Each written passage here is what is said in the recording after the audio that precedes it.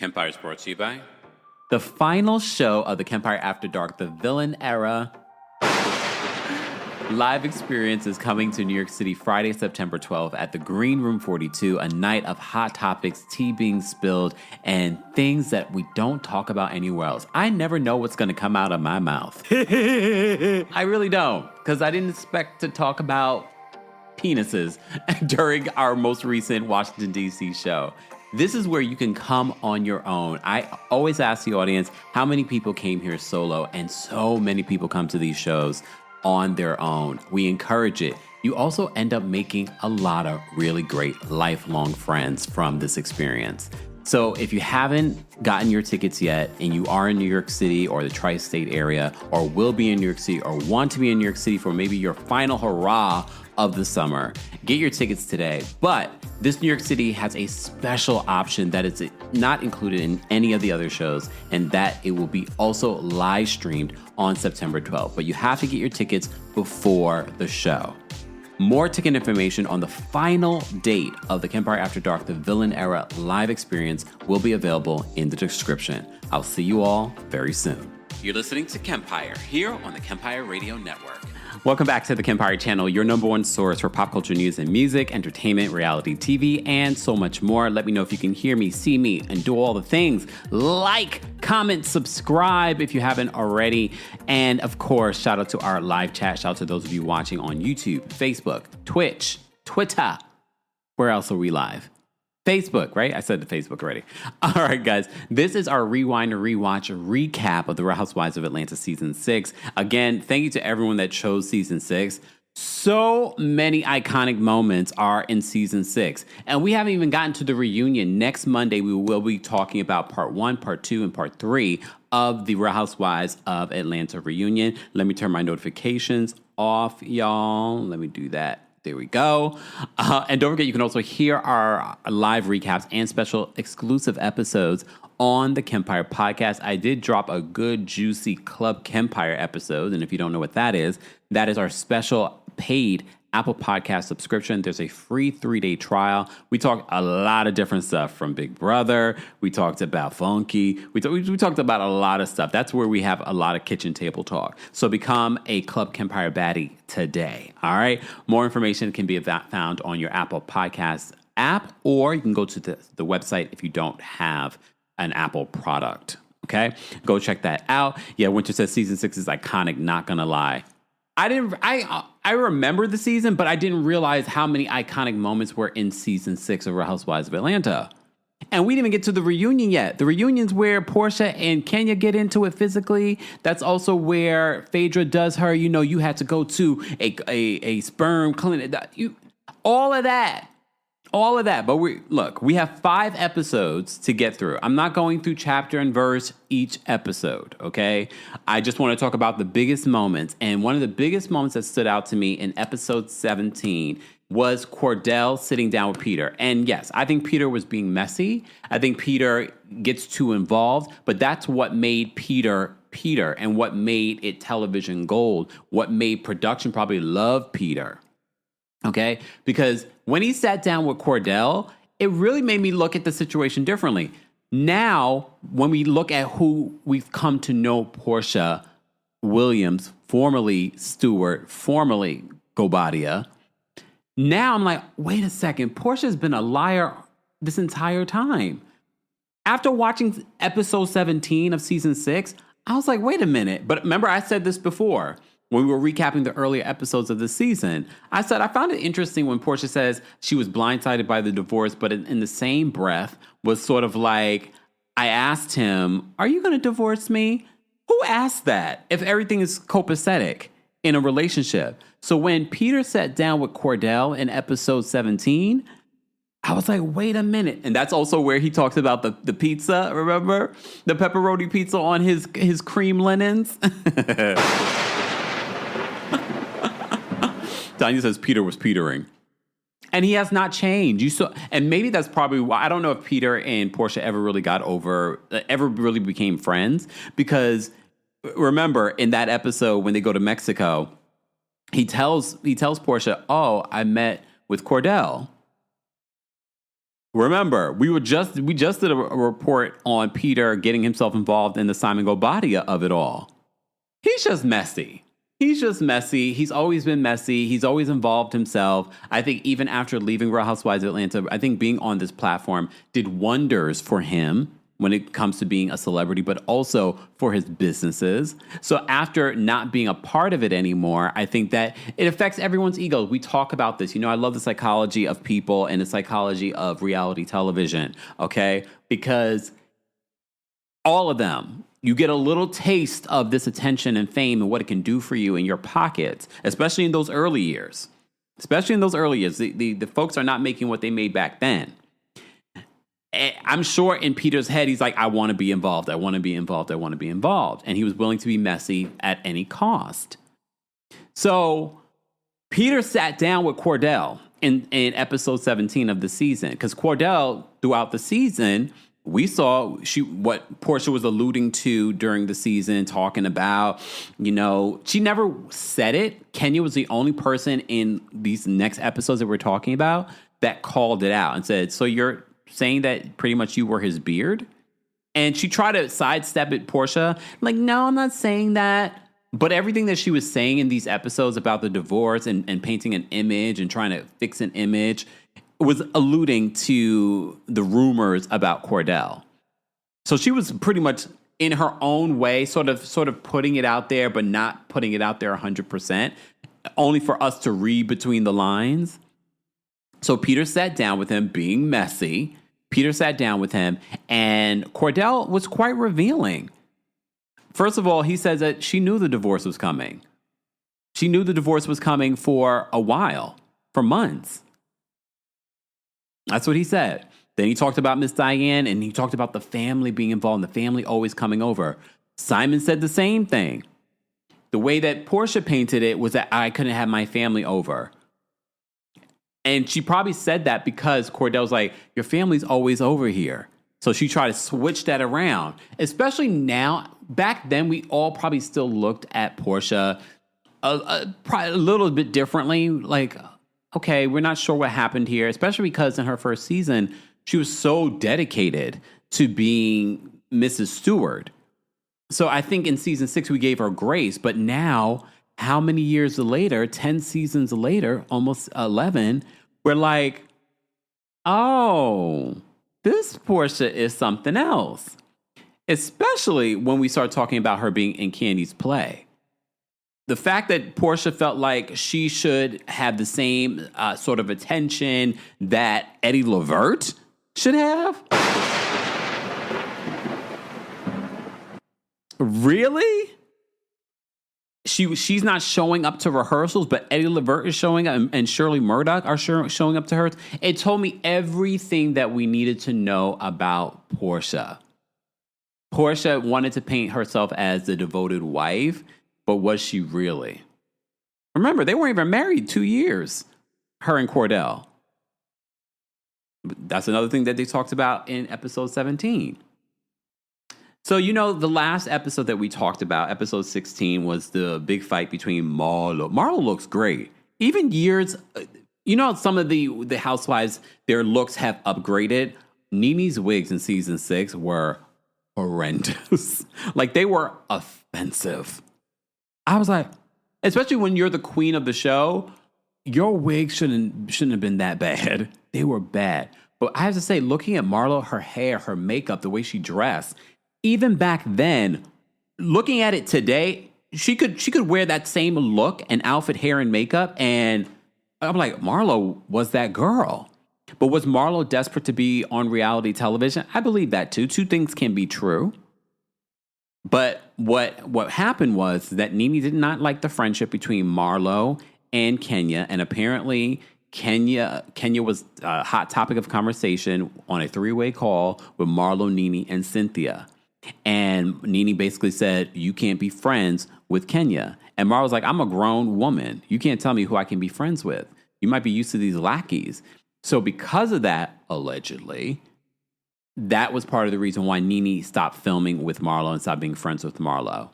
But Marlo's like, I'm still going to be on this show, and I'm going to be friends with Kenya, and I'm going to be in your face. So that was part of the reason why Nene refused to talk about Marlo. And I think it's probably because she was afraid of what might come out if they did speak about Marlo. Jessica says that Marlo brought fashion to the show. Yeah, when you watch, again, another reason why season 6 is so iconic, you see that. Because nobody was dressing like Marlo. Even when Marlo wasn't even dressed up. It was like, oh, Marlo was at the same townhouse. Even her townhouse, when you look at how it was decorated, I was like, okay, Marlo has taste. I still think Marlo should have never been a full-time housewife. I think she shined. She set the bar high for a friend of. Her as a housewife, it just didn't land because it wasn't authentic. It wasn't. But as a friend, she was fantastic. I mean, she was beautiful. Like, Marlo looks the same from season 6. Not everyone else on this cast looks the same. Kenya looks the same. Candy looks the same. Kenya's makeup got better over the years. Kenya's makeup in season 6 wasn't great. It was a little harsh. All right.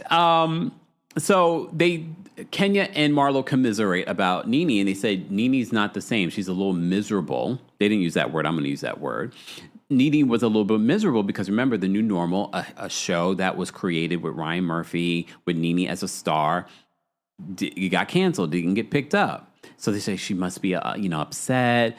She gets, a few minutes on Glee, but that's not a series regular like she was on The New Normal. So they're saying that Nene is upset about that.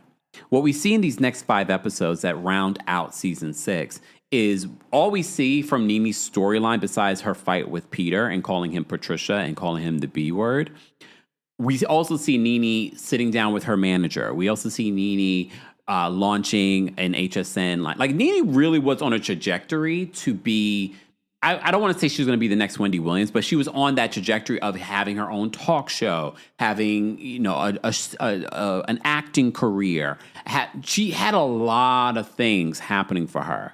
And I think some of the reasons why she ends up not having any of those things was not because she didn't have the star quality for them. I think her ego, and this is what turned off a lot of RHOA viewers. Even Wendy Williams called her out in that interview that they ended up doing after reuniting. She said, your ego is what turned fans off. And this is where we're starting to see it. This is the foundation of where the ego was starting to change. And I think the New Normal being canceled was supposed to humble her and her kind of pivot. And she doesn't pivot. She gets worse. Okay? Winter says Nene was supposed to be big. And Nene still is. Please understand, Nene's name, you mentioned Nene's name, it trends. And if there's a story with Nene, it trends.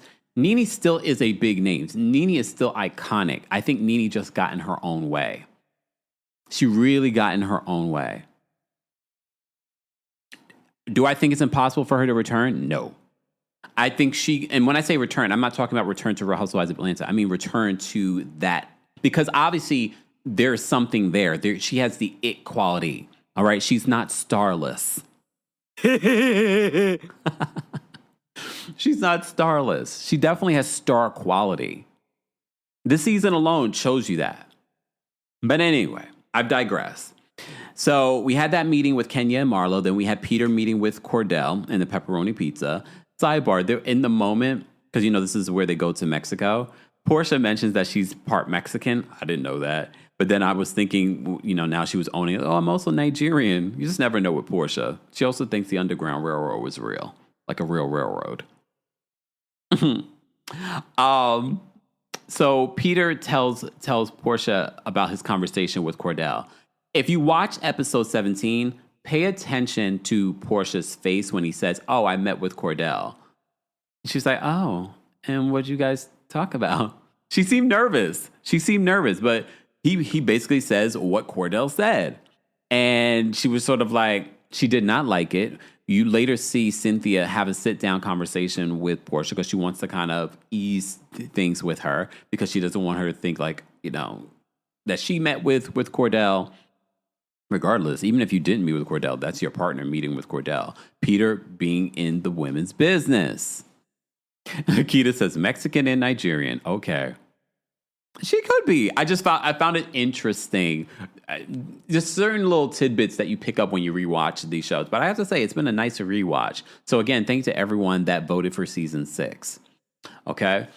Oh, it is a members only live chat. So shout out to our members. We appreciate you guys, but it doesn't mean you guys are still watching. So shout out to everyone that's watching. Don't forget to like the video. It's an easy and free way of supporting not just my channel, but other channels as well.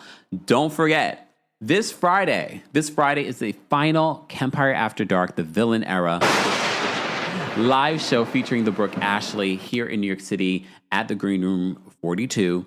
There are live stream tickets available, so that means anyone can watch from around the world. Go get your tickets today. Ticket information is available in the description. You have to get your tickets before the show. Once the show starts, it'll be too late to get your tickets.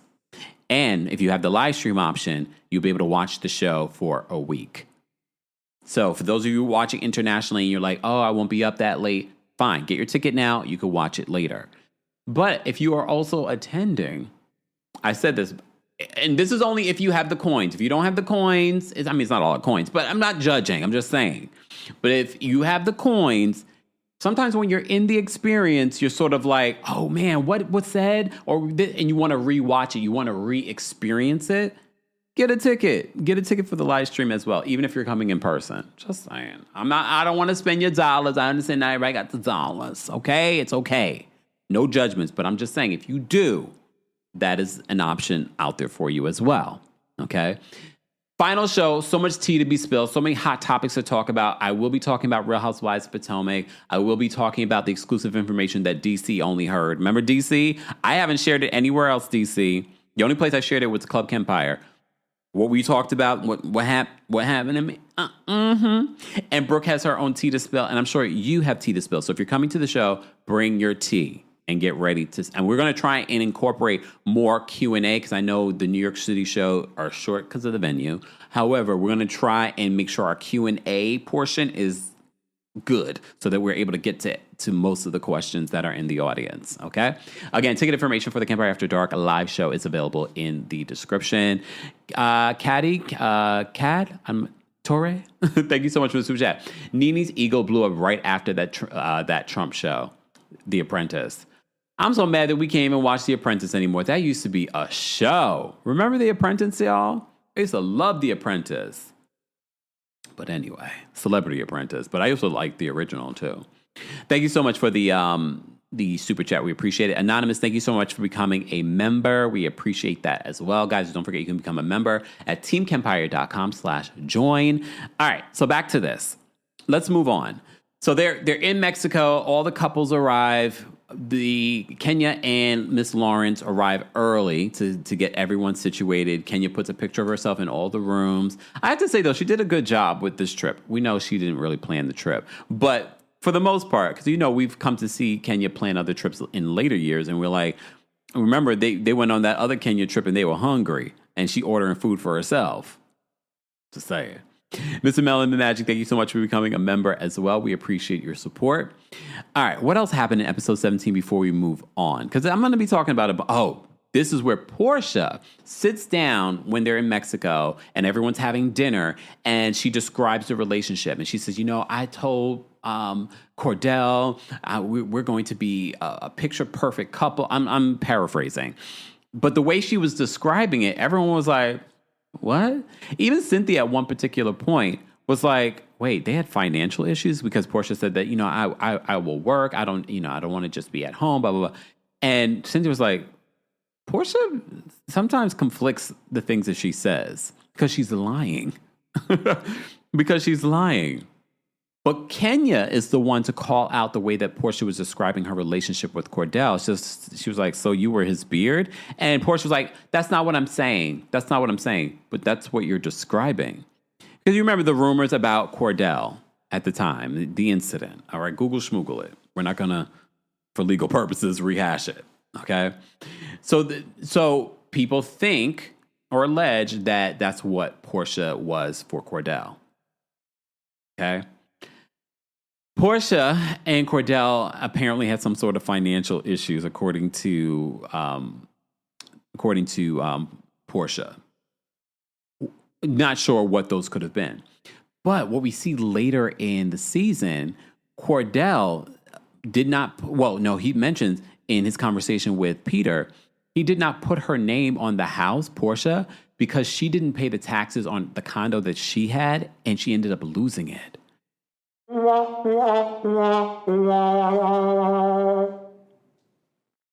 I'm just saying, when we hear stuff like that, and then we see what's happening right now with Portia. Portia suing Simon Gobadia for like $700,000 in money that's owed to her since they're divorced.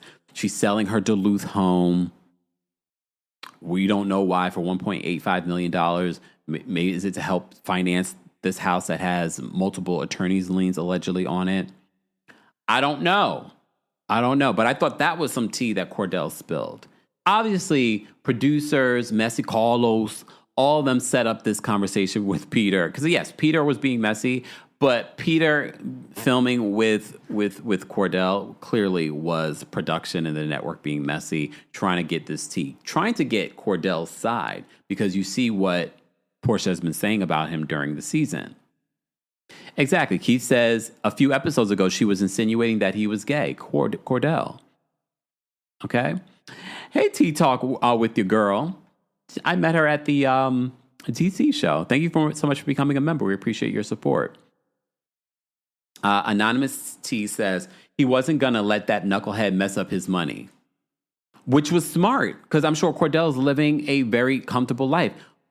You see, when Peter comes to the home, he's like, wow, you're living well over here. Like, this is really nice. This is nice. Okay? Okay. Let's move on. So that's what happens. This is only part one of Mexico from Real Housewives of Atlanta, our rewind, rewatch, recap of season 6. And you guys have been asking for the book club.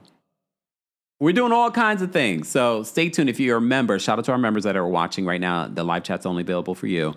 But members, I'm going to send a message on the post tab here on YouTube. So if you're a member, stay tuned for that so we can discuss the logistics of our book club. Oh, we're doing it. Back to reading. We're going to get these minds right. And I have the book. I know the book that I want to read. I had books in mind, but no, we got to read this one because the tea we got to get into. We got to get into it. So stay tuned, members. I will be dropping that this week so we can talk about the logistics of how this book club will work. You guys will help me figure out the logistics. I'm not going to just make the decisions, but we will talk about it. This is another benefit of being a member of the channel. Okay? You know what? I can't with y'all in the chat. Let me move on. Let's move on. So episode 18, Flirting with Disaster. So the other couples offer Kandi advice because, you know, Kandi also was a big major storyline this season that was with Mama Joyce. So, of course, Todd is talking about the issues that he has with Mama Joyce, but his main issue is the fact that Kandi is not stepping up.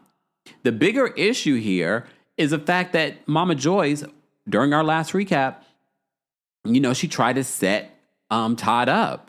Literally tried to have one of Kandi's friends bring him out to the club and get him twisted with some other women and record him. It never happened, but she really tried to do it. And then she called Carmen and threatened Carmen. Threatened Carmen. Okay? So they talk about it. So the other couples try to give advice to Kandi during the situation. It seems as if Kandi is starting to come around and be more on Todd's side. And I'm glad that Kandi did, because look what years later she's created with Todd, both financially, but also with her family. She has 2 kids with Todd. They've been in a relationship, 10 plus years now. So congratulations to them. I'm glad that Todd was able to push through, because, again, I think all of us were saying, couldn't be me. Especially with the way that Kandi was handling it. The way that Kandi was handling it, I did not appreciate. And I would have given up on Kandi. Sorry. And I think if the tables were reversed, Kandi would have given up on Todd. But luckily, Todd was determined for his come up. Opportunist. No, play it. I'm kidding. He was determined because he loved Kandi, and luckily they made it through. I mean, it wasn't that long ago when she was saying that, you know, Candy took some lemons and made some lemonade. That wasn't too long ago, which caused more issues for Todd and Mama Joyce and this was after they've had kids. 7 says that Candy's broken cry was the soundtrack for this season. Yeah, it was. But they try to give her advice, and Todd, again, during this Mexico trip, was just like, I don't know if I can deal with this. But, fast forward, they do work through it. Winter says, if I was Todd, I would have been walked away. Everyone here probably would have, right? But there had to be more happening behind the scenes. They must have some sort of deep connection. Remember, it was in Africa where the shaman, I forgot what his official title was, said to Candy that you're going to find the love of your life here. So it was kismet. This was something that was meant to be. And whatever energy that existed between Candy and Todd had to be so strong that both were not willing to let it go, no matter what Mama Joyce was trying to do. Just saying. Hey, Rita. Rita, I love the tea. Thank you so much for the Rita gifted me tea for my birthday. And yes, my birthday was almost 5 months ago, but I just got it. Okay. Rita says, whenever I see Candy nowadays, I always think about the AI baby Candy constantly eating. That's us, Tauruses. Rita, look, you're a Taurus. We love to eat. Was it TJ Lovelady who creates those baby RHOA things? I haven't seen a new one in a while, TJ Lovelady. What's going on with that? There's so many iconic moments. Angel says, thank you, Angel, for being a member. Angel says, I would have chose Todd if I were Candy and gave Mama Joyce her walking papers. I think that's basically what she did. It took a lot to get there, but eventually that's what she did. All right.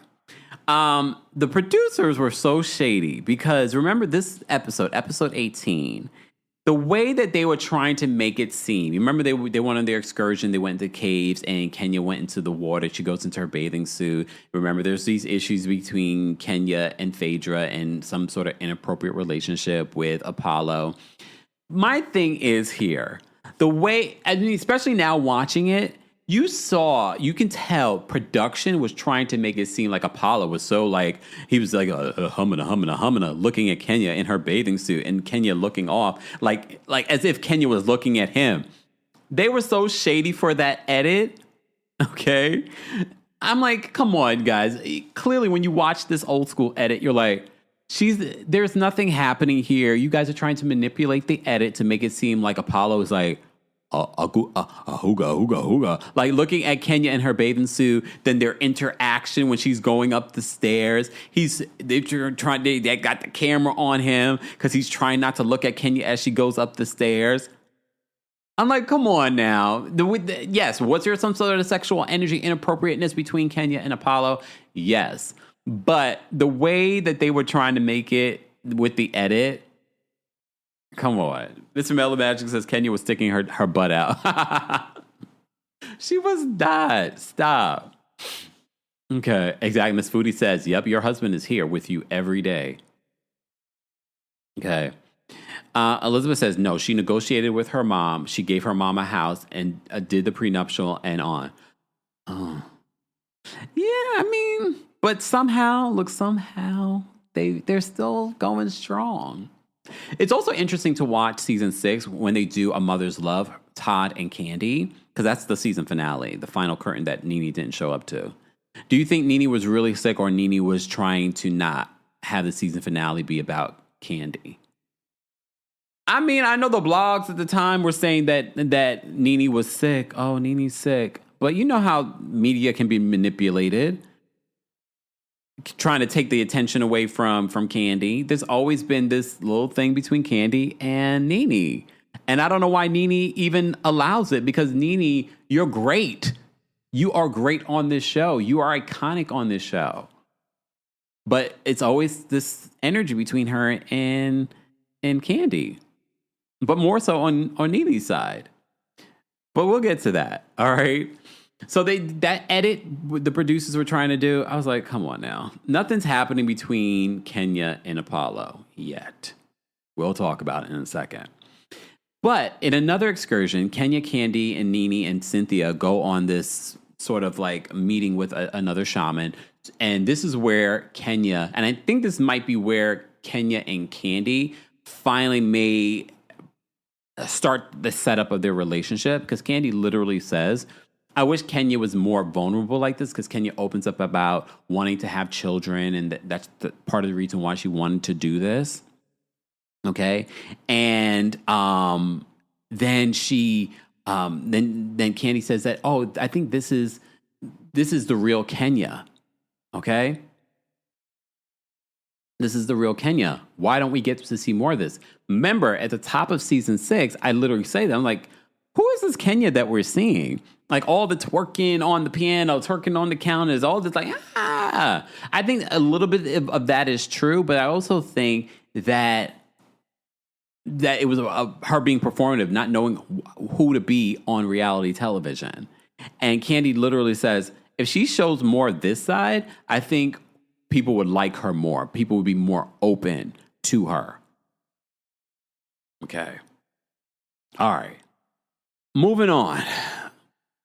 Oh, wait, Jessica says, yeah, Nene had a pulmonary embolism. Oh, so she really was ill. Okay. See, look, I don't remember all the details. Remember, we're talking about a show from like 10 plus years ago, a season from plus years ago. Sissy says that I thought she had blood clots in her lungs. Now that you say it, now it's coming back to me. Foxy says she was acting.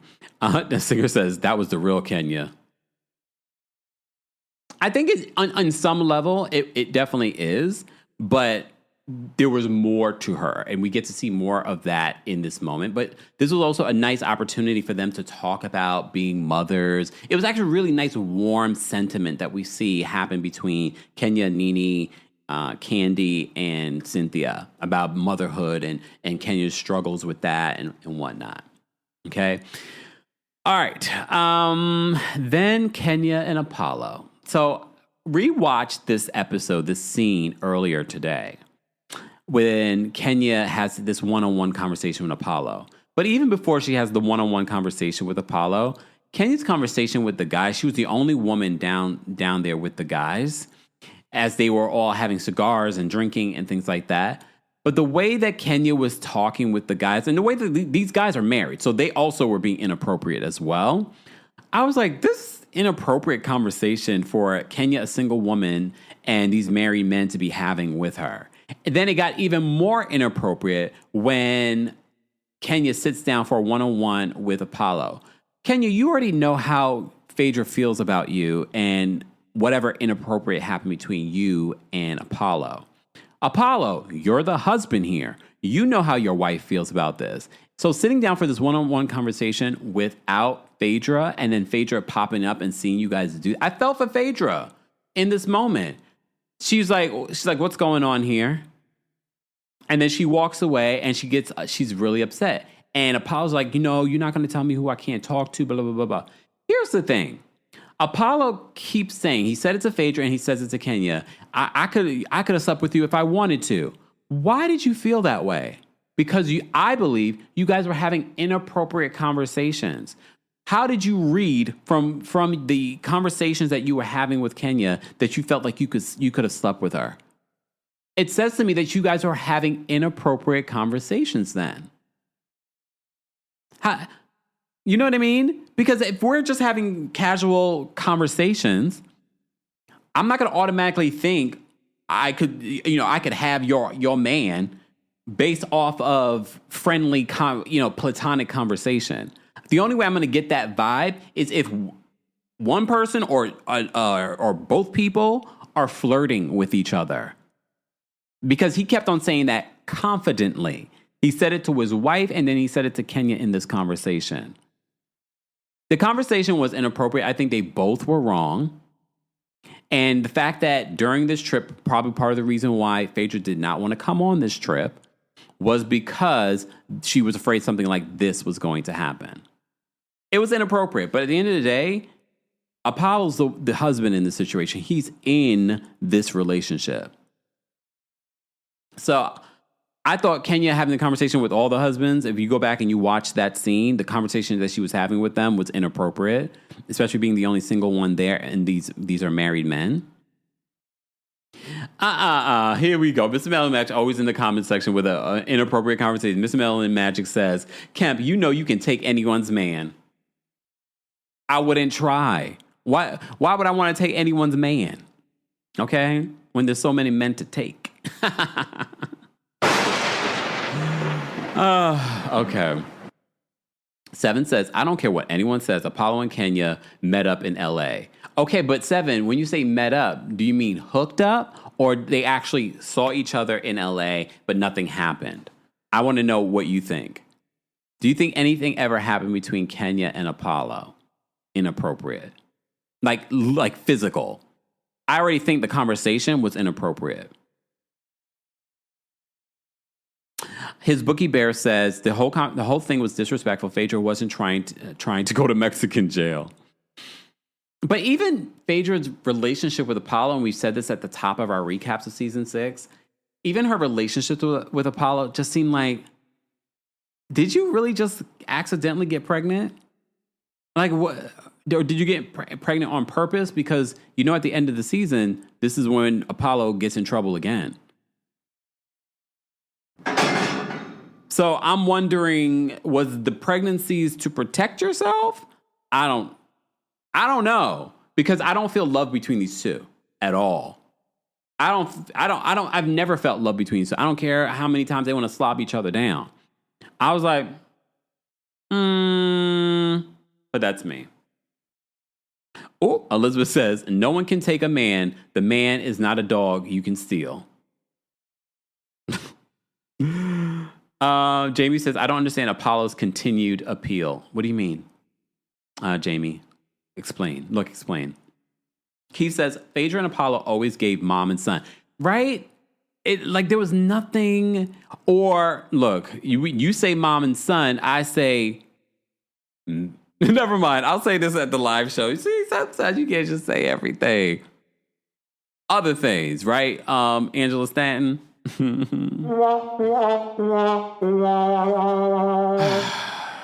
Not Sugar Mama. I wasn't even thinking Sugar Mama. 7 says, I think they hooked up in regards to Kenya and Apollo. All right, Coco's watching. Coco. Oh, yeah, Coco's watching on Twitch. Shout out to everyone on Twitch, guys. Make sure you follow me on Twitch. Twitch.tv/TheKempire. Not kissing cousins. I wasn't even saying that. I'm gonna, for those that are listening to the podcast version, you need to watch the YouTube version, because I'm highlighting Mr. Melon Magic's comment. Oh my gosh. Tyrese says it was a Scorpio connection. Apollo's a Scorpio too. I told you I'm the product of 2 Scorpios. Just saying. All right, let me move on, because we literally have 5 episodes to go through. 5. And I really just want to highlight certain parts. We will be dropping the call link for members to call in, but the general audience, if you're watching, I know you may not be able to chat. Still like the video, because I will be dropping the call in link in the live chat as well. Okay? Keith says, what in the Alabama? Exactly. Okay, let's move on to episode 19, Mexi Loco. Phaedra, as you know, Phaedra caught Apollo at the end of episode 18 having this conversation with Kenya. So Nene and Portia tried to explain to Apollo why this looks bad, like he doesn't get it. Phaedra and Apollo have their own side conversation away from the group as she's locked out of the room. And I felt for Phaedra in that moment. I really did. Have you ever been in a situation where you're in a relationship? Oh, I remember, but this is like when I was in my 20s, not my grown, 30s. Where you're with someone and something's happening in the group, you're with your friends, and you're having like an issue with your partner at the time, and they just don't see it your way, but you just you don't want to be around the group. I felt for Phaedra in this moment because it was inappropriate. So later on in the episode, Kenya mimics Phaedra and what she looked like when she came down, seeing them having the conversation. Kenya, you were wrong. You knew how Phaedra felt about your interactions with Apollo. So you should have never sat there and had a side conversation. But I think that was production. I think producers were like, oh, Kenya, come down, film, have this one-on-one with Apollo. I wouldn't be surprised. You know, this was the time that Messi Carlos was there behind the scenes. So I wouldn't be surprised. Okay? Apollo tries to make it up to Phaedra by surprising her with the group for her birthday. So they do a little party for Phaedra, and she's like, what's going on? Again, why I never understood this relationship. So when Apollo makes a speech during Phaedra's birthday celebration, I want to thank you for being the mother of my children. That was it. That was it. You know what I mean? I was like, every time there are moments where he could dedicate his love. And look, do I think that Apollo's the brightest thing? No.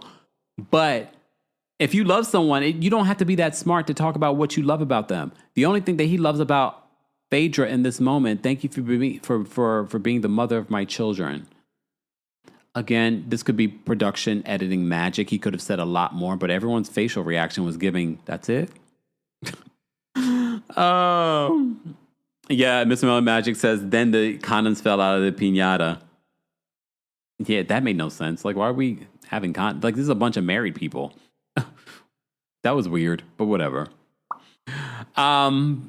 So Apollo makes that speech, blah, blah, blah, blah. Nene gets upset with the group. So they sit down. This is a moment, because Nene was very sensitive about her age. She was also sensitive about how people viewed Greg. I got something for you, Greg. Rest in peace. Look. But we're recapping. It's no disrespect to the dead. Okay? So, but Nene expresses her issues with comments that Portia made about older men. And then she had an issue with what Candy said about, Nene, do you still get your period? And Nene was like, why are you asking that? She's like, I could have a baby tomorrow. Like, she was very sensitive about that. It was giving Adriana from Real Housewives of Miami this week. We were just talking about that. So she talks about that. All right. All right. So they get into a heated conversation about that. At one particular point, Greg mentions to Peter, because Peter gets involved in the conversation. Peter and Todd gets involved in the conversation. So it's like Peter versus Nene at one point, and then Nene versus Todd at another point. And Todd talks about Nene's delivery. But at one particular point, Greg says to Peter, you and I need to have a conversation later. And then if you look at both Greg and Nene's face, Nene looks at him because it felt like it was a setup. It felt like it was planned.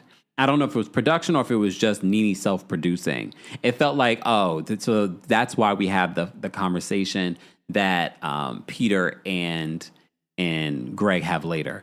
I have to say this. If you watch season 1, something changes with Greg's personality after the divorce from Nene, and then they get back together.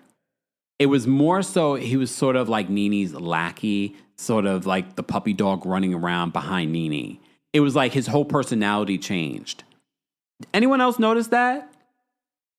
So even the fight between Peter and Greg felt so performative. I felt like Peter was really upset with the way that Greg was coming at him. But at the same time, I was looking at Greg like, Greg, you ain't gonna do nothing. Like, you squaring up like you gonna do something. Like you remember what the kid he said during Pillow Talk? Here come Peter bucking up his chest like he gonna do something. That was Greg bucking up his chest like he gonna do something to Peter. I still remember how Peter got Kenya's ex-boyfriend and swung him around that radio station. Remember that? I saw that clip the other day again. Peter ain't one to play with. He's Jamaican. All right? Bucking up his chest. Oh, my goodness. Anyway. Tesker, I think you can do all caps on Twitch. But don't.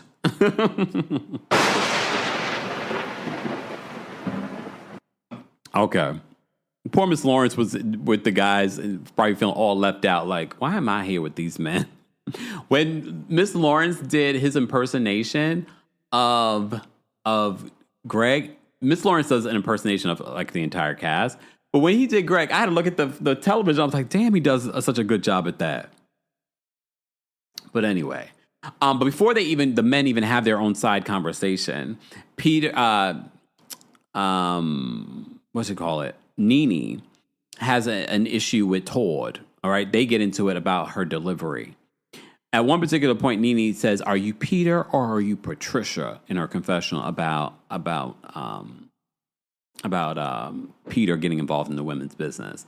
But here's the thing. Do I agree with the way that Nene handled it? No. Do I agree with Nene calling him the B word? No.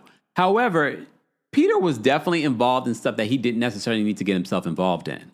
Like the stuff with Cordell and Portia. Now this other issue with Nene. I do agree with him feeling a way about how Nene handled the stuff at the charity event. But he was messy in getting involved in things that he didn't necessarily need to get involved in either. Angel says the divorce got Greg in one real quick. Singer says that I loved Miss Lawrence. Mr. Melon Magic says, plus Peter said, Miss Lawrence, this isn't your first time with a group of guys. Nah, it's not his first time with a group of guys. Okay. All right. What else? Oh, so the group starts talking about cheating. Speaking of Miss Lawrence talks about, I guess, I don't know if Miss Lawrence was dating anyone at the time, but she's like, well, if you go out and you are vibing at the club and you hook up with someone, I don't consider that cheating. Lies. The lie. But, you know, the gay community are the spearheads of open relationships. I don't see heterosexual couples talking about being in open relationships openly yet. But the gay the gay guys, I feel like that's more normal now than anything. I'm not judging. Couldn't be me. Okay. However, when he said that, I was like, what? You don't consider that cheating? I was like, okay. But then all the couples are like, no, I consider that cheating. Okay. All right. So then Apollo tries to explain his thoughts on the possibility of Phaedra cheating. And he sounds, again, not like the brightest bulb, okay? The way he tries to explain it, I'm like, all right, Apollo. So Phaedra talks about the conversation that Kenya had with Apollo and why she walked away. She says, I should have slapped the dog-ish out of you. And Kenya was like, you would never. You would never try and touch me. I believe Kenya in regards to that. So then at the end of this episode 19, we have Greg Leaks confront Peter about what happened at the charity event. And then it gets all kinds of heated. Again, I felt like Greg was being performative. Okay? I really felt like Greg was really being performative in that moment. It didn't feel real to me. It didn't feel like he was, bumping up his chest. All right? All right. Then, while the guys are fighting inside, Portia and Kenya get into it. And Kenya calls out Portia and was like, oh, you over there being Cordell's beard. So Portia gets really upset about that because she's just like, I never said that I was his beard. But the way that you described it, Portia, was definitely giving beard. Right? Anyone else? But yeah. Keith says she probably thought the same thing about Portia. Anonymous said, for clarification, Nina said, you need to stop being a damn bee. Yeah.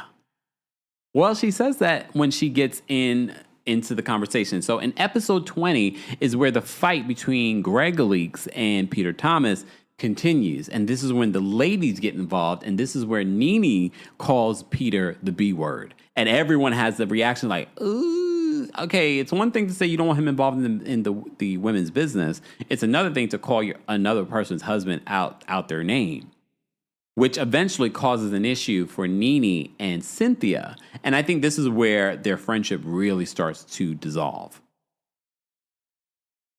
Jessica says, I love Greg. OMG. I knew it was performative then, but he don't play about Nene. I agree. I literally forgot, though, but rewatching, I was like, no, it's still performative. It still wasn't real. But I feel like Peter felt like it was real. I think it was performative on Greg's end because I think he and Nene came up with this. Remember, when you go back to when the couples were together in episode 19, when Greg says, oh, you and I need to have a conversation, Nene looks at him like, she knew what the conversation was going to be about. Because she probably when she went home, she was like, and you didn't say anything to Peter when he was confronting me at the charity event. So Nene in episode 20, with friends like these, she calls Peter a B word and that he needs to stay out of women's business. Okay? So it leads to a back and forth. Nene says that she didn't mean to call Peter the B word, but she does double down and says, but you were acting like the B word. And she says that in her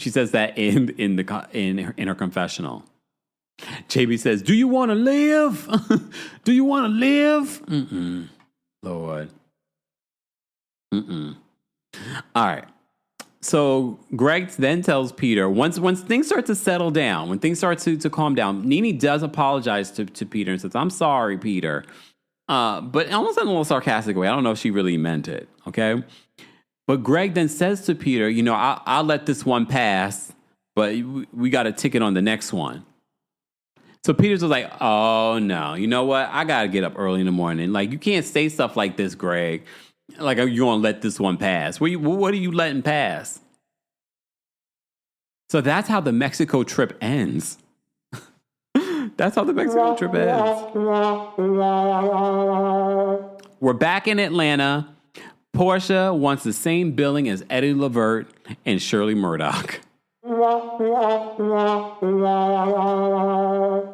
She wants the same billing, meaning that she wants her name up there in lights with Eddie Levert and Shirley Murdoch.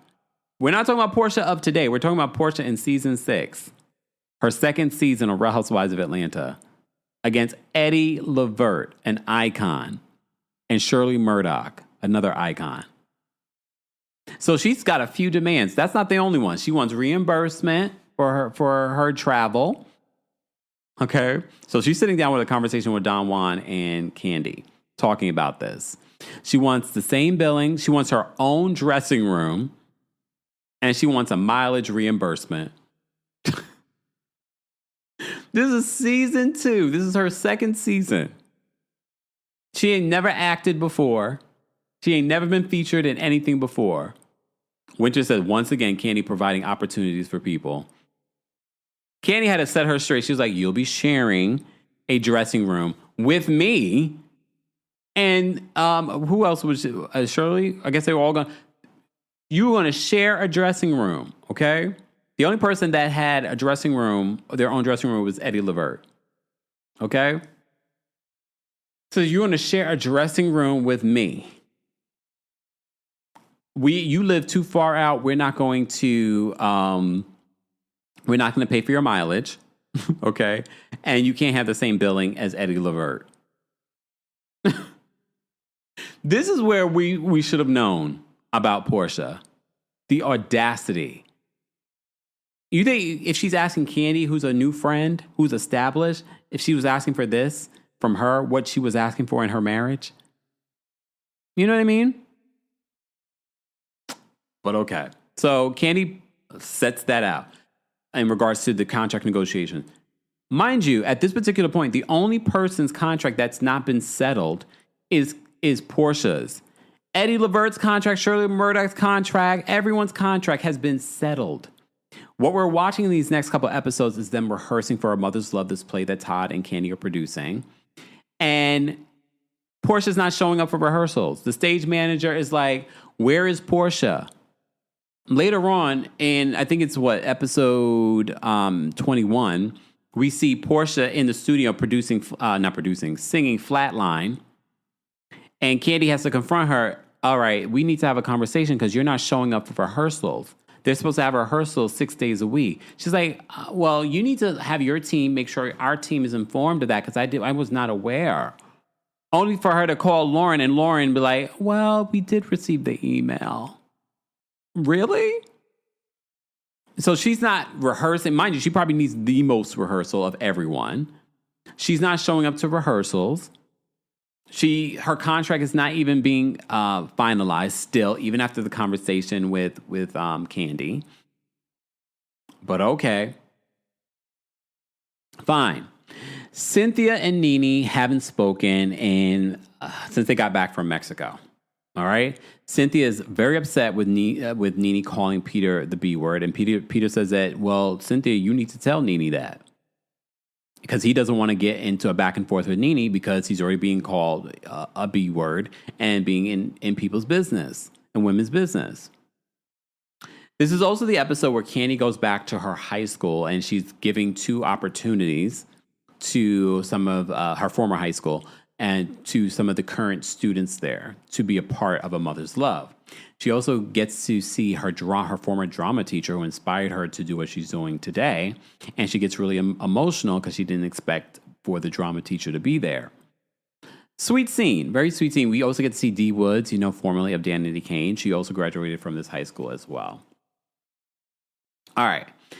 Portia is still trying to figure out her contract I have written here and has missed multiple days of rehearsal. She's the only one with an understudy. And the understudy we see at the rehearsals, I feel like the understudy probably should have been the one doing it.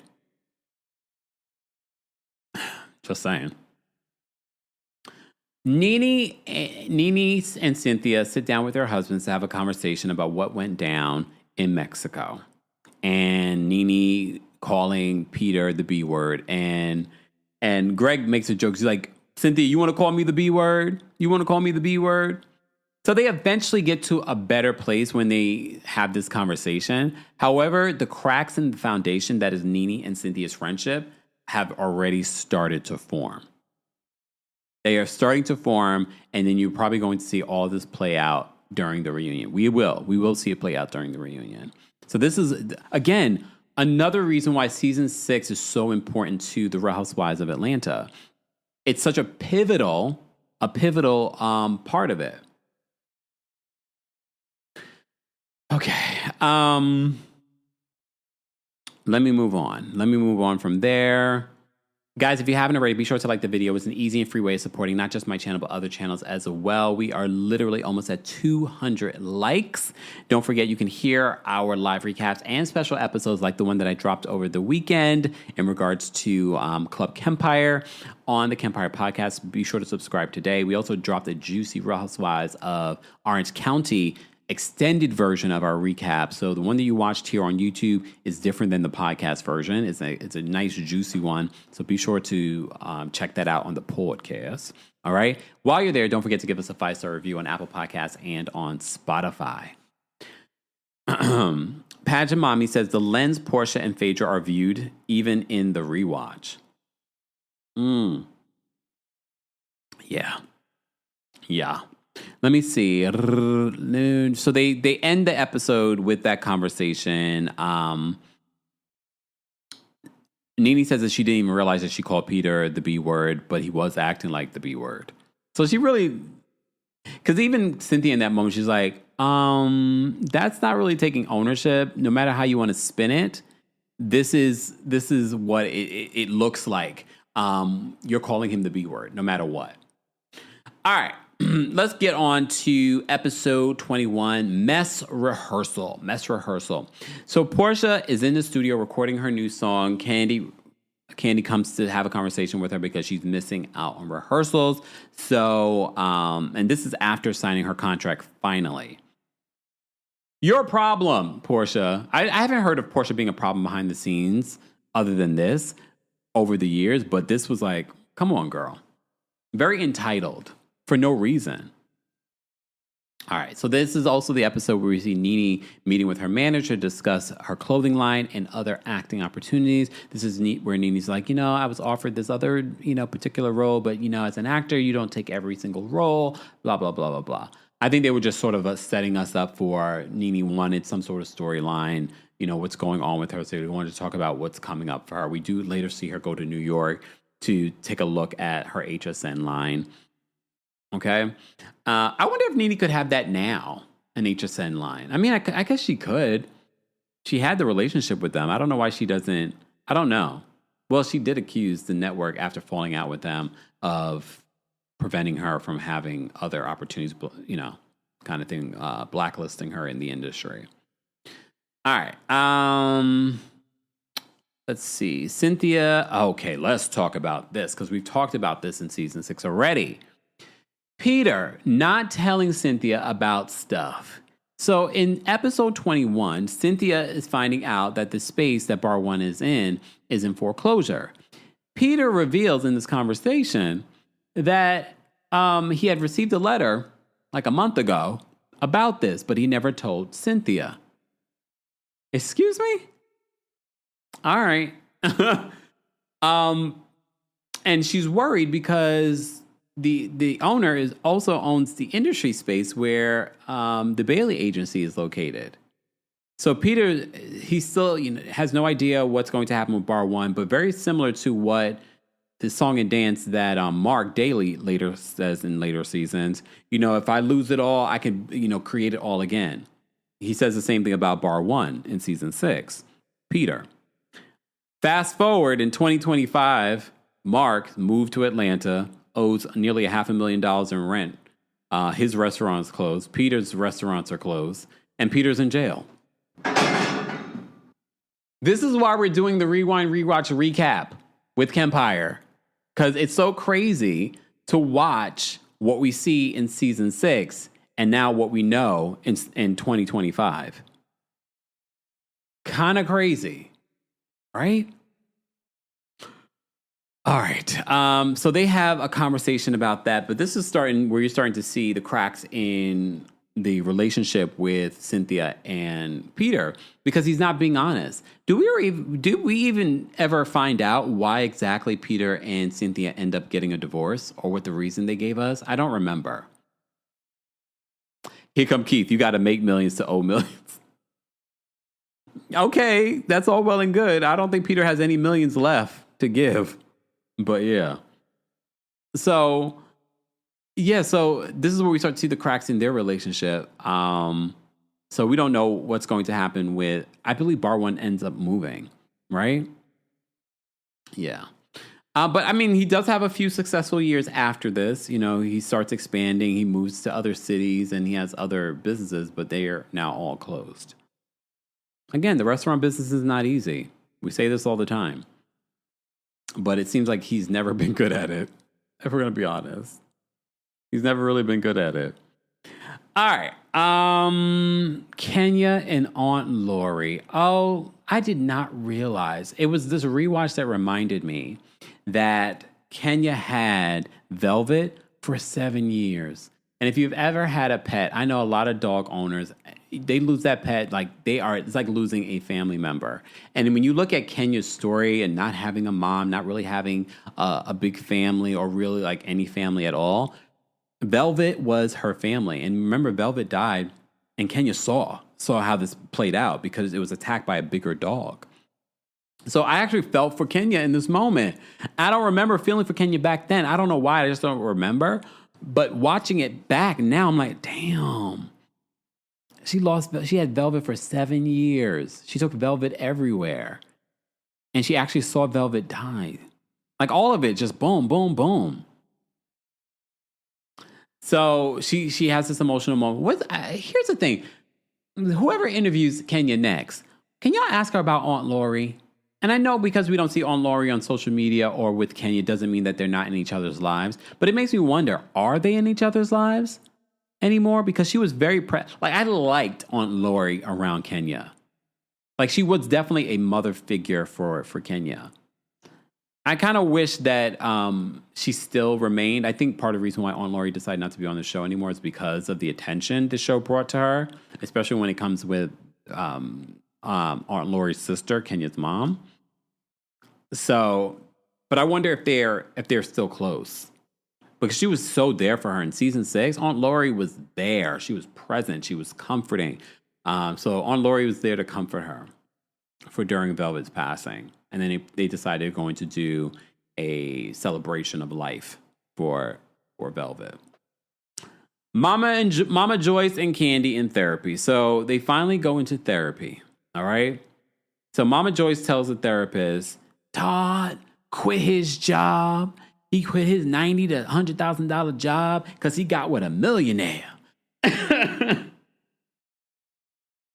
But this is a Scorpio mom.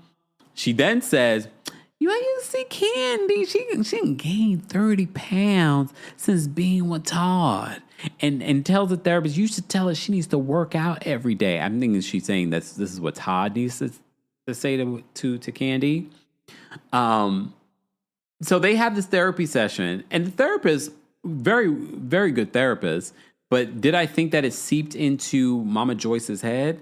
No. But Candy is hopeful that she realizes, like, we got to do something about this. Seven says, I found this channel after my dog died in 2023. I was so sad, but Kempire and the Callers made me laugh during the RHOP recaps.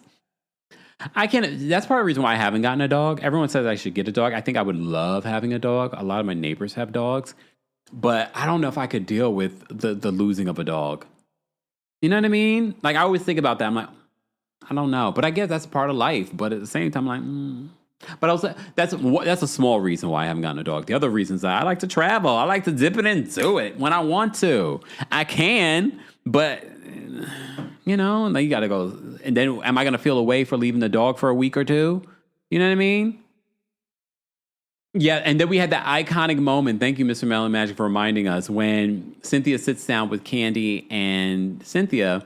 When Kenya sits down with Cynthia and Candy to tell her that Velvet died. And now when I look back on it, thinking about how long Kenya had that dog, Cynthia's reaction like, ah! And then Kenya's just like, oh gosh. But she's like, well, you've had that dog for such a long time. We know how much you love that dog. Like, that was a complete shock. And the thing is, it's not like Velvet was sick. Velvet was, you know, randomly like life taken away. Singer says, I found this channel after I lost my mom in 2024. Very sorry for your loss, Singer DST. Shout out to you guys. I'm so glad you guys are able to find a community here during these dark times, especially now with everything that's happening in this world. Oh, Jen, I'm sorry to hear that. I put my dog down this past Friday. I'm sorry. Sissy says, losing a pet is traumatic when you've had them for a long time. They really become family. And I think for me, not to say that it would have changed anything, I think in this moment, I didn't realize that Velvet was with Kenya for 7 years at that particular point. And again, probably would have been with Kenya for God only knows how many more years, you know, the way that the dog was life was taken. Angel says, hold on, Angel. Got to find your comment. Guys, if you can see behind me, for those that are watching on YouTube and Twitch and Facebook and things like that for the podcast, we're at 549,000 subscribers. I know it's blurry, but you know, because we have the little focus on. But let's get to 550,000. If you're not a subscriber, be sure to subscribe and be sure to like the video if you haven't already. Let's get to 300 likes. We have over 500 of you here for our recap. Our rewind, rewatch, recap of The Real Housewives of Atlanta Season 6. Shout out to our replay crew as well. We appreciate you guys. Hey, Chef Lorraine. Chef Lorraine says, I told Mimi died this past June. She was 12 years old. Oh, wait. Oh, your dog? Mimi died past this June. She was 12 years old. She was a pit bull. Damn. Mr. Melon, did Kenya ever get another dog? Does she have a dog now? Because based off of her reaction to losing Velvet, I was like, I understand why she probably never got another dog. A lot of people, after losing a dog, it takes them a long time before they get another dog. Velvet was basically Kenya's first child. Yeah. Oh, Chef Lorraine says, my dog Mimi passed away this past June. She was 12 years old. Wow. Sorry for your loss, Chef Lorraine. All right. Before we move on to the rest of episode 21 and episode 22, we are covering 5 episodes this week because next Monday is going to be all about the Real Housewives of Atlanta season 6 reunion, part 1, part 2, and part 3. This is where so nasty, so rude. I said what I said. And then Portia dragging Kenya across the reunion stage. There's just so many. And then, of course, the Phaedra read. All of it. All right. So if you're a member of the channel, I'm going to drop the call link for you guys on our post tab here on YouTube. Again, guys, keep liking the video. Once we get to 300 likes, I will drop the call and link for the general audience. Okay. Keep liking the video if you haven't already. And if you're listening to the podcast version of this, thank you. Thank you for being a podcast baddie. We appreciate that.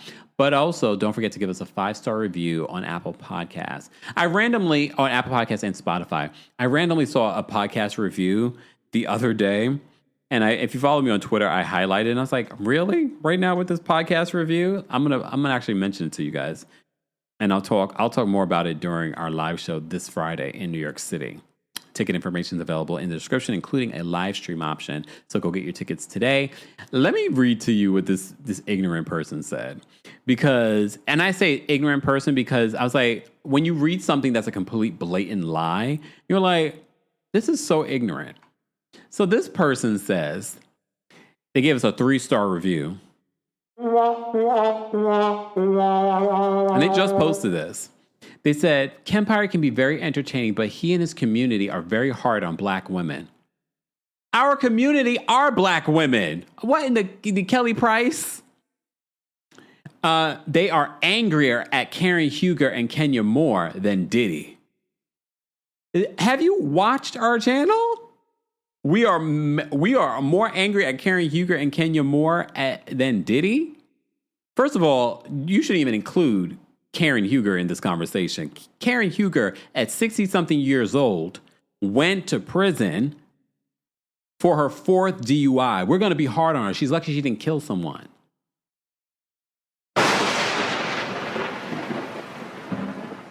So this is why when I don't sit and read the comments because it's not good for anyone's mental health, including yours that I'm about to rip into.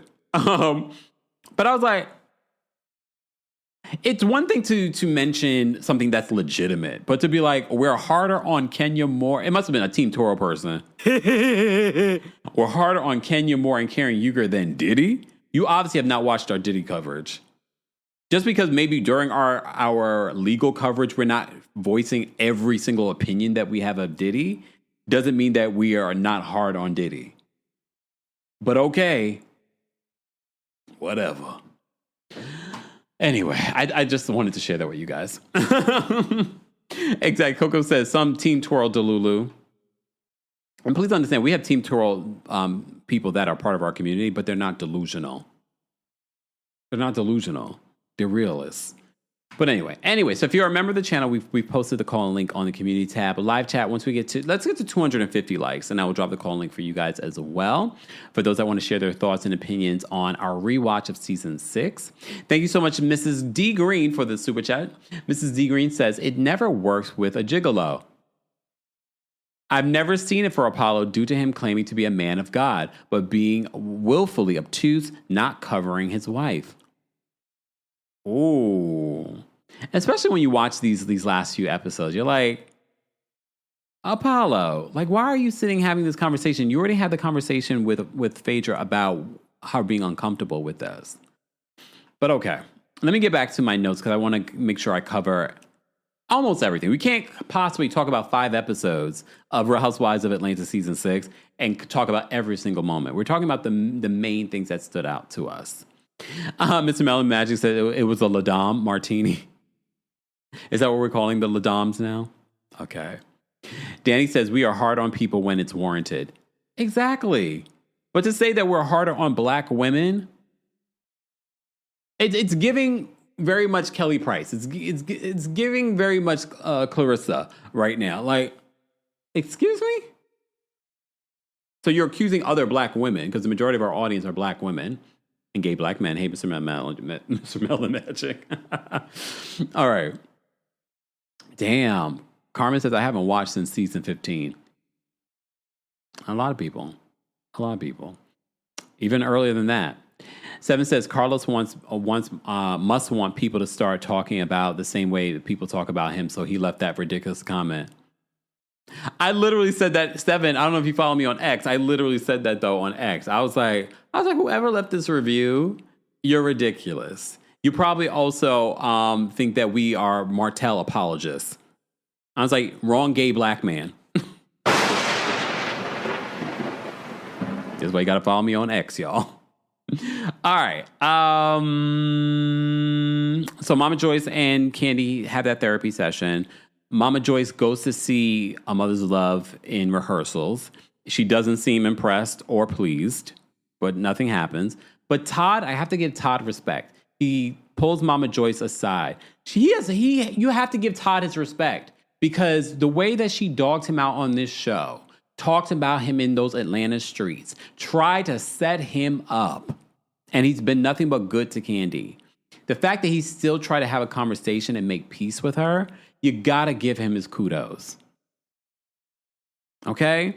So, Todd has this conversation with Mama Joyce saying that he wants to be a family with her, but, there's only one way that they can do it. And I give him his kudos. I definitely give him his kudos. Tesker says on Twitch, I always had respect for Todd and how he handled himself with grace, in spite of the flat-out slander Mama Joyce spread. Yeah, and try to create. 7 says, I did see that. That's how I knew where it was coming from. Oh, it's okay. It's always good. This is why I tell you, if you appreciate what we do here on the channel, go to our Apple Podcasts or go to our Spotify and go give us a 5-star review to counteract the people that just come in to hate and post ignorant stuff. Okay? That's why we still have a 4.9. Okay? Some people don't like it that we play the sound effects. It's okay, people. I hear you. I won't do it as much.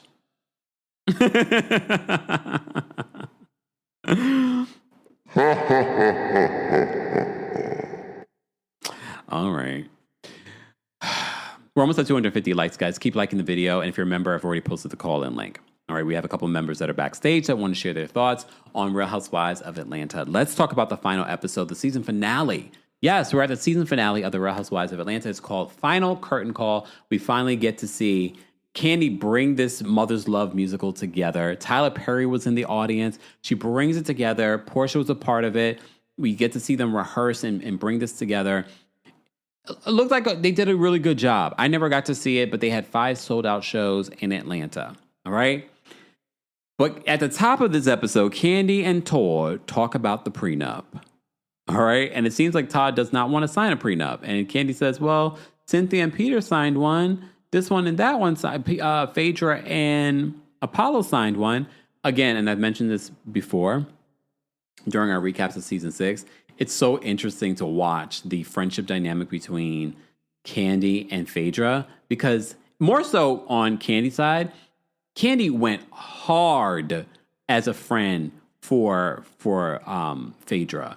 So I find, and I know people always go back, people even this week, because Kiki Palmer asked Candy about the relationship with her and Phaedra.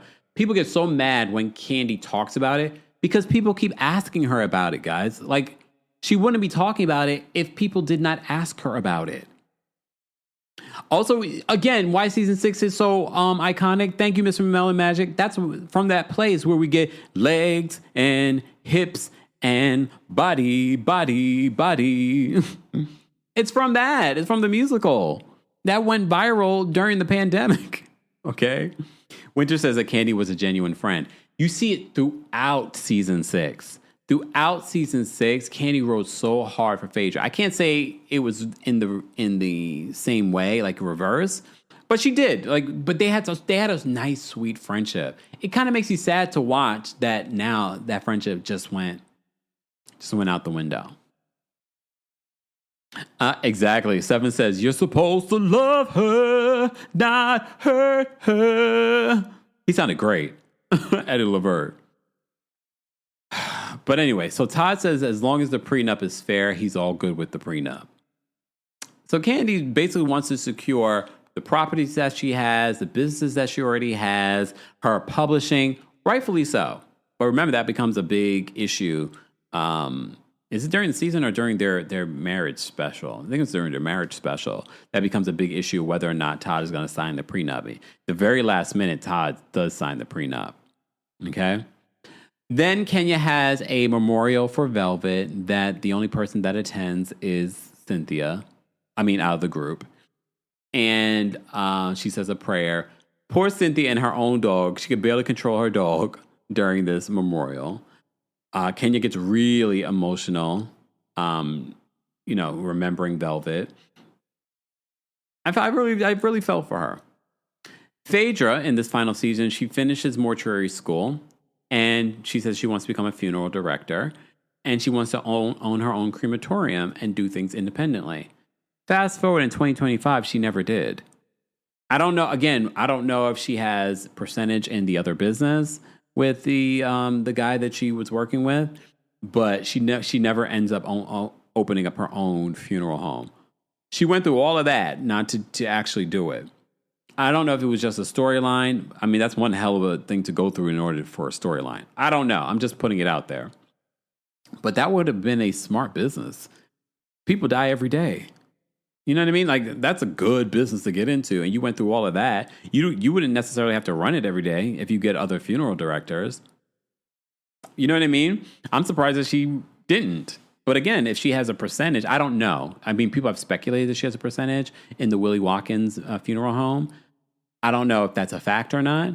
But, I mean, either way, if she does, that's good. Because, again, that's good business. But I'm letting you guys know, in this season finale, she talked about opening up her own crematorium and doing things independently. All right. Portia finalizes her divorce, and we have a scene with her sister and her mom. And Portia says they were about to go to trial, but she decides just to finalize the divorce. So she ends up getting nothing in the divorce. She probably ends up getting nothing in the... Mine didn't have a prenup. But I wouldn't be shocked because this is Portia. She's trying to paint the picture one way, but the truth might be that her lawyer was like, based off the facts, I don't think you should take this to trial. I'm not saying this is what the lawyer said, but I wouldn't be surprised, okay, that the lawyer's like, yeah, you shouldn't take this to trial. I don't know the likelihood of you being able to win this, okay? But she decides to divorce Cordell, and she walked away with no alimony or anything. The ring, she still was able to keep the ring. She put it in the glass of champagne. But they did say, tell us at the end of the episode that she was dating some African tycoon. Is that the one that got her that Rolls Royce that people allege was cousins to Simon Gobadia? Just say. Right, Seven? Seven says, Candy put a stage play together in one season while it took Sheree 15 years to put up a website, which, remember, fell apart when the website did go up. I remember that. A mess. But all right. Let me take a sip, y'all. Guys, keep liking the video. We're almost at 250. Matter of fact, I'm not going to start until we get to 250 likes. A lot of y'all are sitting here watching and enjoying the content. You see in the backstage where it says like, comment, subscribe. So like the video. Mm-hmm. Oh, Shakina opened up a funeral home. What's holding up Phaedra? I mean, obviously, she's not necessarily passionate about doing it. Anonymous T says, a website with no fashions, how dreadful. It's funny because one of the reports from 2023 that I did came up on my TikTok where She by Someone Else, the actual designer that you see eventually in later seasons, designed for that fashion show, came out and said that she didn't pay him. I reposted it on all my socials, so if you want a reminder, okay? Winter, I forgot. Thank you for the reminder. Did you see Shamia? Yes, Shamia, look, Do I think that Shamia and her over-the-top cringiness is performative? No. Because even when you watch Shamia, when Portia should have been at rehearsals, but she went out to the club and she was flirting with that white guy, and Lauren was like, he's cute. He was not cute. Right? Didn't y'all remember that white guy that she was flirting with and he was showing her how to golf? I was like, he's not cute. And she's like, oh, I'm between phones. You can give your phone number to my assistant. Well, no, she said her sister, Lauren. So she didn't plan on calling. He wasn't cute. He wasn't cute at all.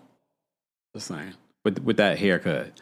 But anyway, but in that scene where she went out with her sister, she also went out with Shamia. She was out there with Shamia, and Shamia was acting the same way that Shamia acts right now. Very over the top and blah, blah, blah. Anyway, we find out at the end of the season finale of season 6 is that Portia's dating an African tycoon, not Kenya's tycoon. Mind you, Kenya talked about this African guy that she was dating all season. We never saw him. He never was in town, I guess. Okay. But also at the reunion, this is the reunion where we get Kamoras across the street, right? What a season. What a freaking season. Oh, Funky says the tycoon is still married to his wife. They got hookah at the funeral home. Wait, Mr. Melon said, wait, Tiny Shekinah? Lord, they probably have hookah in the funeral home. Oh my gosh, I hope not. All right, so yes, Candy is able to produce this all in one season, A Mother's Love. We have the grand opening of A Mother's Love. We see it all play out. Everyone shows up for her. Nene is sick.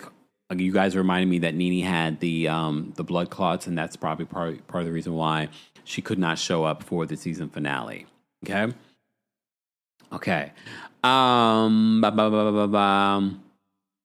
What else happened? Excuse me. I don't think there's anything else that happened. That's okay. That's all right. And thank you guys so much for 270 likes. Keep liking the video. If you're watching a replay of this, be sure to like the video as well. And don't forget, we have our live show, our final live show this Friday featuring myself, of course, and the Brooke Ashley. We're going to be spilling tea, talking hot topics. I will be talking about Real Housewives of Potomac. We'll be talking about some things that I haven't talked about anywhere else. And I will be answering your questions, and meet and greets are available. But guess what? There's a live stream option for this show as well. So no matter where you are in the world, you'll be able to watch it and be able to watch it up to a week. But you have to get your tickets now before the show. Don't wait for the day of the show, because then you'll be locked out. And you'll be like, man, I'm mad. I didn't get my live show ticket. Just saying. Then you can watch it for as much as you want for a week. Singer says, I like the scene when Kenya and Nene was talking about the African.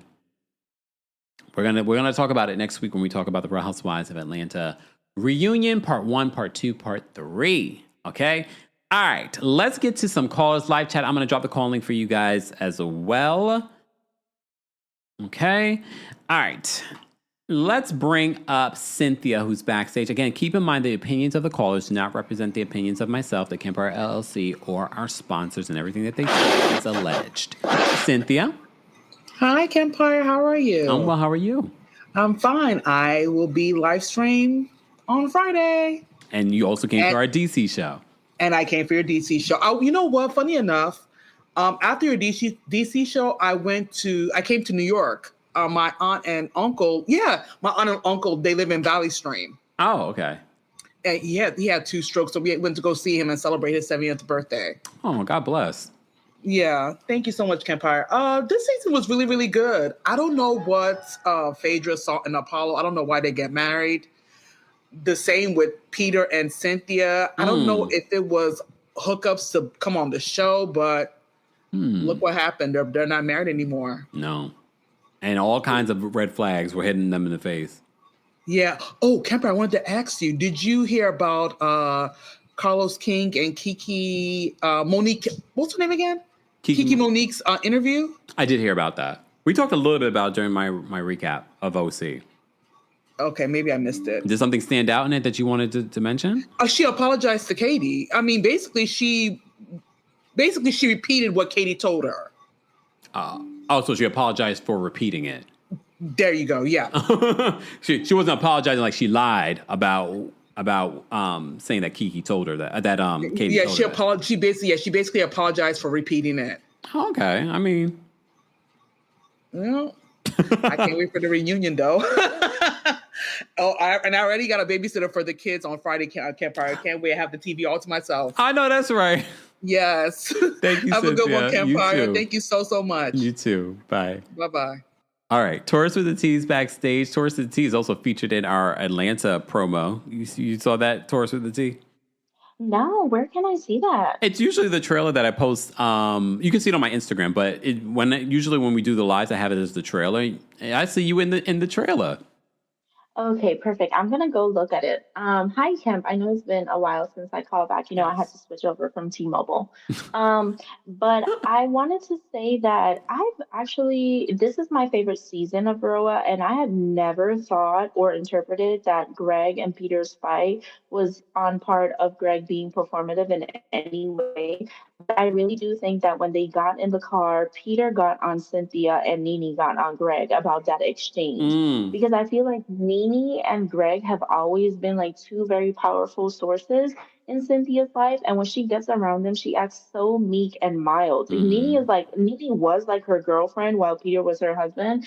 So I think that during that time, Cynthia was really struggling to see like if the friendship was with Nene was worth it versus her marriage. And it's very interesting because a lot of people had said on YouTube in season 7 when Nene and Cynthia make it public that they had the fallout that Nene interpreted as Peter getting in Cynthia's head and making her choose between the relationships. But I never thought that Greg was being performative. I think if anything, he probably felt bad about not sticking up for Nene and making her actually have that exchange with Peter, which regardless of them being friends, Peter is a man at the end of the day and he shouldn't have maybe said anything, but Nene, for the way that she walked up to him, she wasn't even close to him. Someone definitely told her that Peter had an issue with how she was acting. Right? But yeah, I'll be calling probably him. a producer, probably Carlos.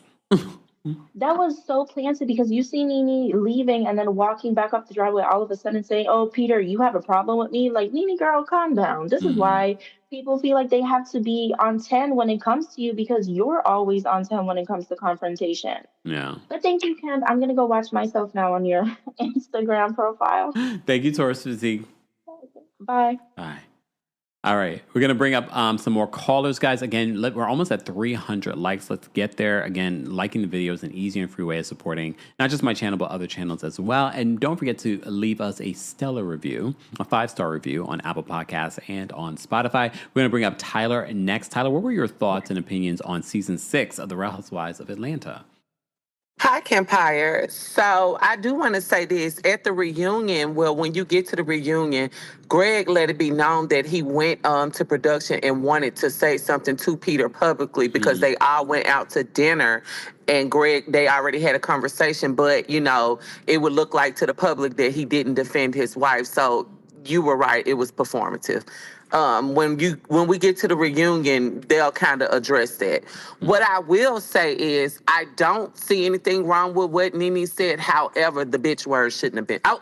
The B word shouldn't have been said. She should have just said you need to stay out of women's business or whatever like that. If I was Cynthia, I would have been mad too. And in season 7, Peter did make the statement, like, it's like I got my wife back. She's not on the phone with Nene 13 hours a day and things like that. So, yeah, probably Cynthia was battling that.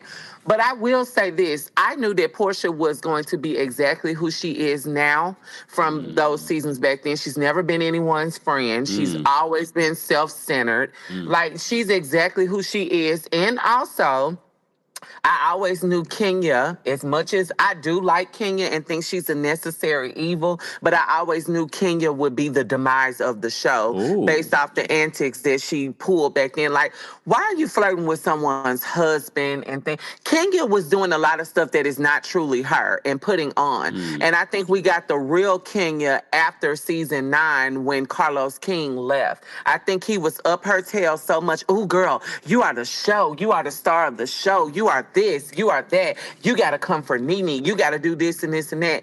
And I think Kenya being so used to scripted, And I think that's what people don't understand. She was so used to scripted that she was very performative in trying to get scenes. And I think we got the real Kenya after season 9.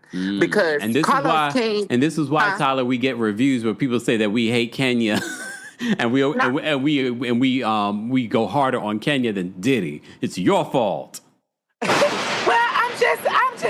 I'm joking. being honest. Like Kenya was not likable those first couple of seasons at all. Like, and I think that if she was somebody who genuinely like I'll say this, the reason why Portia always kind of ends up somewhat in the public's favor is because Portia is authentically her. Like her or not, that's Portia. Kenya, it's like you look at her and you be like, baby, you smarter than this. Over here flirting with someone's husband and then playing victim and things like that. Stop playing with the people and just be Kenya. That's the thing with Kenya. It's like Kenya and Giselle Bryant, I hate to say it, are the same people. The worst part is that's truly Giselle. So it's like, that's why some people, to be honest, that's why there's this love-hate relationship with Giselle. It's either you like her or you don't. With Kenya, it's like so many people will strongly dislike her. It's bad because they know it's not her. But that's all. It's just not her. Okay. Thanks for calling in, Tyler. You're welcome. Bye. All right, we have Angel backstage. We're going to bring Angel up next. Angel, what did you want to share in regards to season 6 of The Real Housewives of Atlanta? Hey, Kempire, happy Monday. You too. I just wanted to talk about, PSA, no Aquarius slander because I am one. But I just wanted to talk about that scene between Marlo and Kenya sitting there talking about Nene. They were just being two messy peas in a pod doing petty slander as us Aquarius can do when you flip on our bad side. So that's all I wanted to say about that because it was just see-through to me as another Aquarius. So they were just being on our let's slander Nene train. And of course, Marlo wanted the airtime. And then I want to tell you, looking forward to the show on Friday. I will be streaming from California. Thank you. Save your voice because we want all the good tea and don't recap. Don't even do a pre-recorded for OC. We don't need it. It's okay. Noted. Thank you, Angel. Save it all for Miami and for the live show in Miami on Saturday. Okay. We will forgive you. It is okay. Thank you. I appreciate that. All right, Angel. Thank you for calling Have in. a good one. You too. Bye. Bye. All right. See? Yeah, because, normally we recap Real Housewives of OC and Real Housewives of Miami on Fridays. But, yeah, live show on Friday. Got to save my voice. I got people to entertain. Got hundreds of people that are going to be watching. I knew Danielle would be coming up in here with Team Green Eye Bandits. Here she go. People block her. Look, block her. She's a mod. You can't block her. Okay. Singer DST says they should have put her on pause. Kenya? Well, technically, it's come. Cute Potato says, I swear YouTube is lagging. Any issues with YouTube, guys? Sometimes swiping out the app and coming back in. Or you can watch us on Facebook. You can watch us on Twitch like Cute Potato is doing right now as well. All right. And make sure you guys are following me on TikTok because I probably will go live and talk about some hot topics and stuff like this on my TikTok later on. So make sure you're following me there, guys. We're almost at 300 likes. Like the video if you haven't already before we get out of here. And if you're listening to the podcast version of this, thank you so much for being a podcast listener. I did drop a new Club Kempire episode where I talked about a bunch of stuff. I talked about Big Brother. I talked about the funky talk versus the 9-to-5ers. We talked about a bunch of stuff. So become a Club Kempire baddie today. There's a free 3-day trial. So check it out. That's also where we talk about a bunch of other things like the White Lotus. We talked about And Just Like That. We talk about a bunch of stuff. All right. But anyway, thank you. Big Miss Muffin says hundreds at Kempire. You are worldwide. 100,000 will be watching. Yes. Did I say I was going to stop doing that? But it's okay. I'm going to keep doing me, right? Thank you. All right. Thank you to our Kings Guards. Thank you to our channel members. Thank you to our subscribers. We appreciate you guys as well. I will see you all in the next one. Stay tuned. Stay locked. You never know when we're going to go live here on YouTube or go live on Facebook or Twitch or TikTok. Make sure you're following us everywhere. More information on everything Kempire, including our merch and our podcast and cameos. Happy Virgo season. Happy birthday to anyone celebrating a birthday. I will see you all in the next one. Thank you all for being here. Keep liking the video if you haven't already. And if you're not subscribed, help us get to 550,000 subscribers here on YouTube. I'll see you guys later. Have a good day. Thanks for tuning in to Kempire here on the Kempire Radio Network. Don't forget to give us 5 stars on Apple Podcasts and on Spotify. And for more information on the podcast, head on over to KempireRadio.com.